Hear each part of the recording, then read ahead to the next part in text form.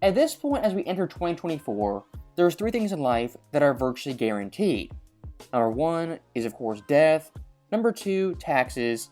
And number 3, LeBron James complaining to the refs, making excuses, and crying after games. As in a recent game versus the Timberwolves, a game that went down to the wire, late in the game he pulled up for a deep 2 where his foot ever so slightly was on the line.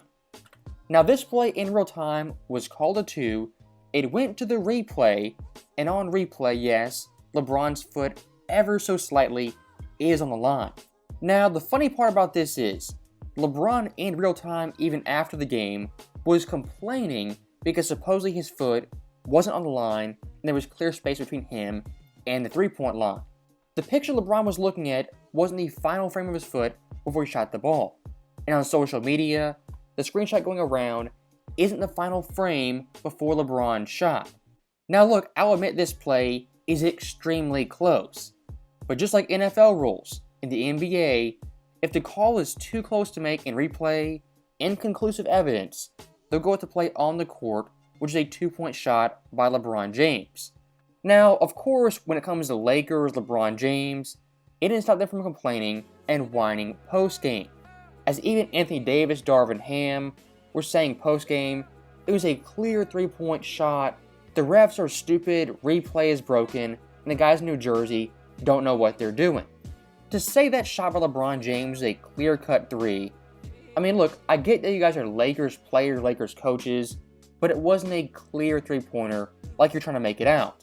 And the part everyone's forgetting, including Darvin Ham and Anthony Davis, the Lakers in this game actually had 1.4 seconds to either win the game or force OT. But LeBron James, like many times before, got butterfingers, fumbled the ball, and didn't even get a shot off in this game. I failed you. You trusted me.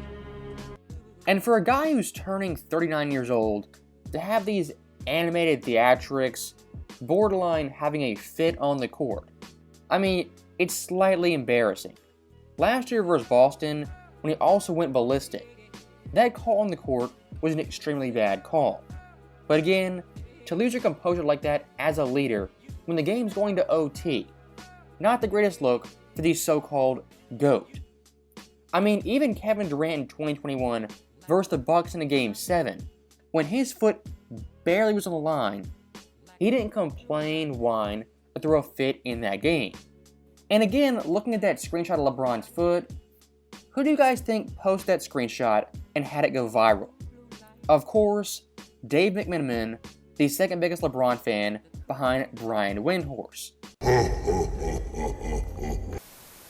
And to make a larger point about the Lakers and their overall record, which is barely above 500, this single play, this single game, wasn't a make-or-break moment for their season.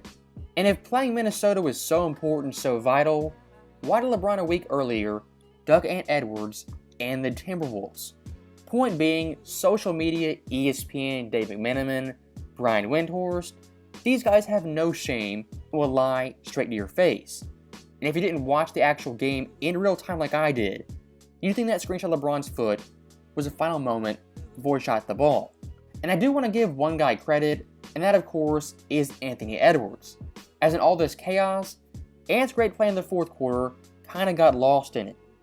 As in the fourth, he crossed LeBron James once, didn't finish the shot, blocked LeBron James on a fast break, and the fourth quarter was fearless, attacking the basket, pulling up for jumpers, scoring a game-high 11 points in the fourth quarter. People call Ant Edwards Michael Jordan 2.0. That's a tad much. But look, Ant in the fourth quarters has an uncanny ability to take over games, take over the moment, and rise to the occasion. And some of those snatchback dribbles he has, those pull-up mid-range jump shots, they're a thing of beauty.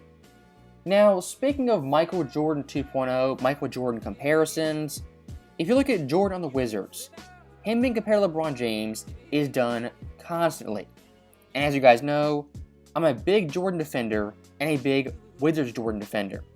As looking back at that era, of course, it was much more difficult than today's NBA. And comparing age 38-39 Jordan to LeBron at age 38-39 now, their late game play, late game decision making couldn't be farther apart.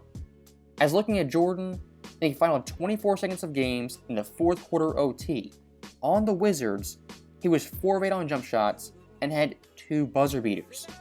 Looking at LeBron James, that exact same criteria, he's 2 of 11 with 0 buzzer beaters.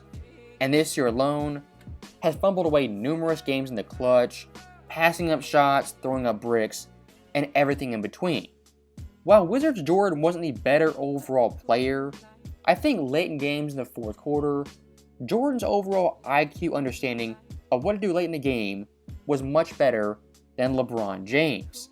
And when we talk about basketball IQ, it's mainly about passing and playmaking and that aspect of the game. But I think a player late in the game, like a Michael Jordan, who knows when to shoot, when to pass, when to take the jump shot, when to dish it off, that overall ability to make the right basketball play nearly every single time, the winning play every single time, that's much more impressive than the guy who throws no-look passes in the second quarter. And to go full circle in this video, looking back at Jordan's career, LeBron's career, yes, both these players complained to refs, got technicals, and had their moments. But looking at the past 2 years, I don't think Michael Jordan ever had these big mental breakdowns, mental collapses, where he just took himself out of the game mentally. I mean, LeBron's theatrics versus Boston, Minnesota, they're things a top-tier NBA superstar really should never get involved in. So, as always, thank you guys for watching. Hope you enjoyed it. I'll see you next time.